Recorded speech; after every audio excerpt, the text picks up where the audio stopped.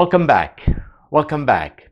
In the last session, I shared about meeting Pastor Joe and how he was so burnt out and his doctor had encouraged him to go on a sick leave, and the doctor and other friends had counseled him about possibly changing his pastoral role and finding another career. You see, the problem Pastor Joe had is that he came to the church replacing another pastor who was completely different.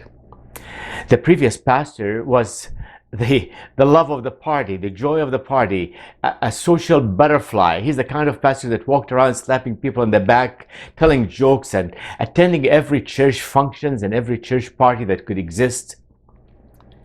Pastor Joe is completely different. He was reserved, he was quiet. He was an excellent Bible teacher.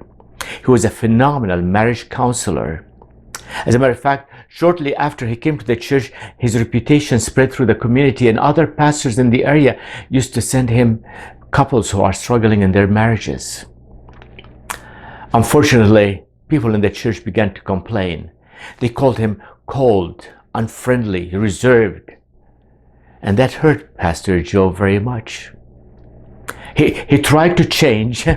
He tried to change by being more sociable and more friendly. As a matter of fact, he bought a book about jokes so he can tell more jokes, but his jokes became flat and unmeaningful. People began to call him phony and put on, and that even hurt him even more. You see, trying to keep doing the things he loved, which are counseling and teaching, and as well carrying on the other social functions that he felt he had to do, began to drain him. You see, my friend, Pastor Joe was uniquely qualified for certain roles. Unfortunately, he became victim to what we call title-imposed roles. The objective of the coming short video that we'd like to share with you is to help you appreciate the uniqueness of your strength combinations, and how understanding the uniqueness of your strength combinations can help you in defining your life roles and callings. Take time and listen. We spent the last time talking about your strength, talked about your purpose, we talked about the need to dream, because your dreams will lead you to begin to consider the roles that God wants you to play. See, if you think of a dream, you begin to think of the roles God would want you to play, because your roles are your calling. Your roles are your calling. You know, my friend, you are on a stage performing a drama. God wrote the script already, and He is on that stage, and He's calling you to come and play a role in that drama. And you need to play the best role that you can. And very often your best roles bring together a combination of your strengths. Let me explain what I mean. Every key on a piano has its own distinct tone and its own distinct quality. But when you combine several keys together, they make a chord. And that in itself has a much more powerful impact. So your strengths individually have their own unique characteristics, their own unique qualities, but when you combine them together, they have a much more powerful. The same as the strings on a guitar. Every one of those strings has its own unique role and its own unique purpose and its own unique tone, but when you combine them together, they bring that richness of a chord. Let me give you an example of what I mean. Some of you may have the strength of belief. Now, belief can be described by a following statement. It's a need to orient one's life around a clear set of values. You have something that you would die for. You believe in it so strongly. That's belief. Now, if we combine belief with futuristic, a fascination with the potential of the future, the ability to dream big dreams, you get a person like Martin Luther King. Martin Luther King. He said, I have a dream that all men would be treated equally. And through that futuristic belief, he changed the course of the United States history. Let's take another example. Take belief, the same need to orient one's life around a clear set of core values. But this time, I'd like to add to it, relator, a desire to get to know people as individual and connect in intimate, personal relationship. You get a Mother Teresa. A Mother Teresa, completely different combination of strengths, completely different mind, and through that combination, she changed the slums of Calcutta, India, and impacted the whole world. Take belief again, the same need to have a clear set of values, but this time we're going to add to it command, demanding, domineering, opinionated, almost confrontational. And you get a Ronald Reagan. Mr. Gorbachev, tear down the Berlin Wall. And through that conviction and that command, he changed the course of history in all of Eastern Europe. What about your combinations? How do they sound? Examine your life relationship and your combination. And you know, your combination is so unique. Your combination is totally, uniquely you.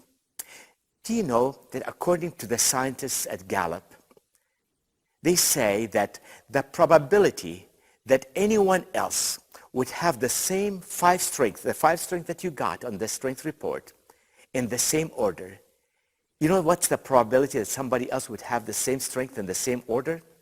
It is 1 in 33 million. 1 in 33 million. The probability that anyone else would have the same top 10 strength that you have in the same order is 1 in 447 trillion. 1 in 447 trillion. My friend, since the beginning of creation, since the making of Adam, God did not create another person like you. God did not connect another person like you. He sort of formed you in the womb. The Bible says that you were fearfully and wonderfully made. And once you were born, he broke the mold and started all over again. God loves you and created you as a very unique person. Let me give you another set of combinations. The Gallup organization did a very extensive research project, a research project that took 5 years. During that project, they interviewed 20,000 successful leaders. 20,000 successful leaders. The purpose of the project was to identify the 5 strengths that are most likely to guarantee success in leadership. And they published that study in a book called Strength-Based Leadership. So they spent 5 years, interviewed 20,000 successful leaders, hoping to find the 5 strengths that can almost guarantee to success in leadership. Guess what? They didn't find any, because they found that successful leaders had all sorts of combinations of strength. But they discovered through that research that there were 3 common factors, 3 common habits that successful leaders do. All successful leaders focus on their strength and invest in developing their own strength. Successful leaders also surround themselves with people who have their lesser strength and also get to know the people around them. So if you want to be successful in life, whether you're a leader or not, do these 3 things. Invest in your strength, surround yourself with people who have your lesser strength, and spend enough time getting to know the people around you and know their needs. In their research, something else came up that was an interesting discovery for them. They found that the 34 strength themes are grouped into 4 categories. They call them the domains of strength. The domains of strength. A grouping of these strengths were kind of visible in leaders who succeeded because they got things done. And they called that grouping of strength, they called them the executing strength. People who have this group of strength tend to succeed because they have the ability to get things done. Another group of the strength themes were fairly dominant in leaders who had the ability to think strategically, think out of the box, have dreams and future thinking, strategic thinking. And they called this group of strength strategic thinking strengths. Another group of strengths tend to be visible and dominant in people who succeeded because they were able to influence others. You see, they don't get things done themselves, but they get other people to get things done. The fourth group of strength were fairly dominant in leaders who were successful because they were able to build good relationship. And they put all of these groups, these four groups, into what's called the four domains of strength. And in your book, in the appendix, there's a whole section that describes each of these domains and lists them. And we have them also in your notes. So one of the exercises we'd like you to do is to take your top 5 strengths and mark them on that grid.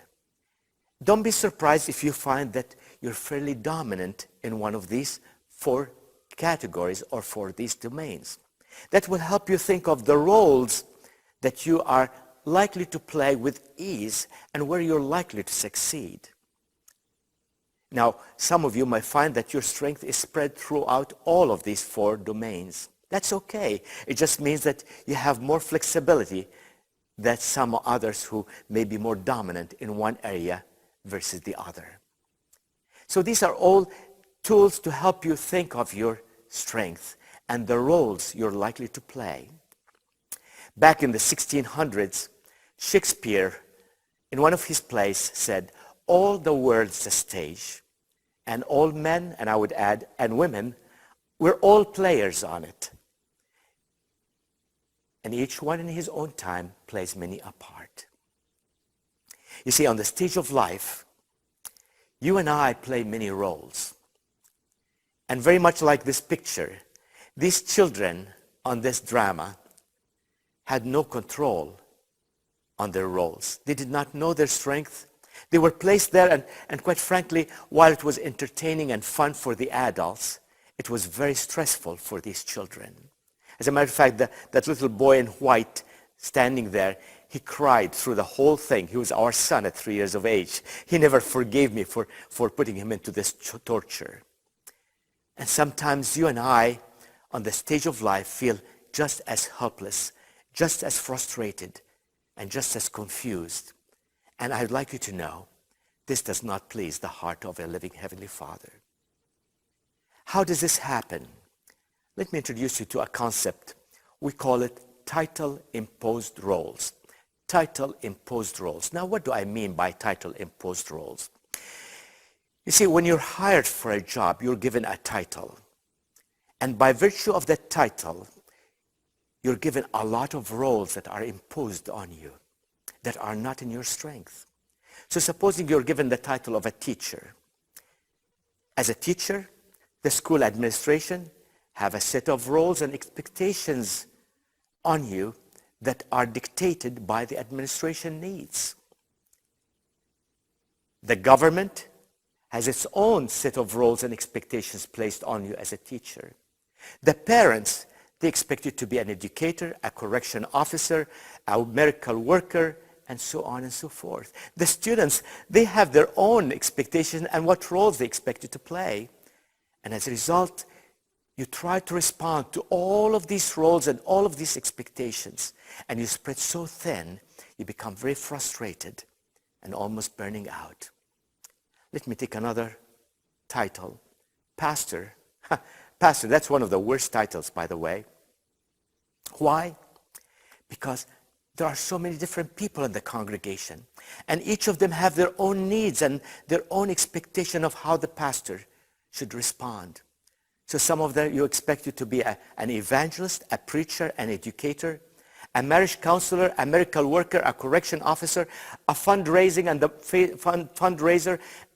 The board would expect you to be an administrator, and so on and so forth. So what's the answer, my friend? Prayerfully, take an examination of all of the roles you're expected to play. They are all real. But then, with the help of God, begin to focus on the roles where you are most likely to have the greatest combination of your strength, and the roles where you can play to your strength, and own these roles and begin to prioritize your life around them. Begin to focus on these roles and pray that God would provide others who will complement you in the roles that you can delegate. Just like I shared with you the experience of Pastor Max Lucado and others. And you know, when you stop to think of it, you have more control in the roles that you need to play than you think you do. May I ask you to please stand up and have a bit of a stretch? Just a quick little stretch, if you may, please. Great. Now, in your notes, you're going to find a short list of different roles that you can play, roles that you can play in your church, your workplace, or in your family. I'd like to discuss with your partner which of these roles would be the one role you'd like to play, the one role you'd like to play. You know, we're called co-laborers with Christ. If Christ comes and says, I want you to help me, what role would you choose to play? And why? And why? And if you have time, I'd like to discuss, how does this role relate to your strength? How does this role relate to your strength?